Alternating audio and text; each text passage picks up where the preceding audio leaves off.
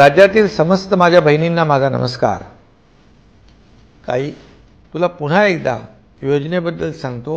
21 ते 65 वर्षाच्या भगिनीला या योजनेचा लाभ मिळणार आहे। अधिवास प्रमाणपत्र नसेल तर 15 वर्षापूर्वीचं रेशन कार्ड, मतदार ओळखपत्र, शाळा सोडल्याचं प्रमाणपत्र अथवा जन्मदाखला या 4 पैकी कोणतंही ओळखपत्र प्रमाणपत्र म्हणून ग्राह्य धरण्यात येणार आहे। परराज्यात जन्म झालेल्या भगिनी लग्न होऊन महाराष्ट्रात राहत आहेत अशा भगिनींना त्यांच्या पतीचा जन्मदाखला, शाळा सोडल्याचं प्रमाणपत्र आणि अधिवास प्रमाणपत्र दिल्यास त्यांनाही लाभ दिला जाणार आहे। ताई, तुझ्याकडे समजा 2.5 लाख रुपये उत्पन्नाचा दाखला नाही, मात्र तुझ्याकडे पिवळे किंवा केशरी रेशन कार्ड असेल तर तुला उत्पन्नाच्या दाखल्यातून सूट मिळेल। एका कुटुंबातील 2 महिलांना या योजनांतून लाभ मिळणार आहे। ताई, तुमच्यासाठी मुख्यमंत्री माझी लाडकी बहीण योजना आम्ही सुरू केली आहे।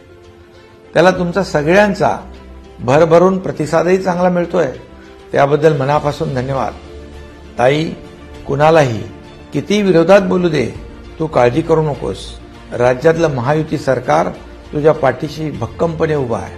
तुझ्या आर्थिक स्वातंत्र्यासाठी, आरोग्यासाठी, पोषणासाठी तुला दरमहा 1,500 रुपये म्हणजे वर्षाला 18,000 रुपये देण्याचा निर्णय तुझ्या या भावाने घेतला आहे। योजनेला मिळणारा प्रतिसाद पाहून आणि नाव नोंदणीसाठी झालेली गर्दी पाहून आम्ही अर्ज भरण्याची मुदत वाढवून 31 ऑगस्ट केली आहे।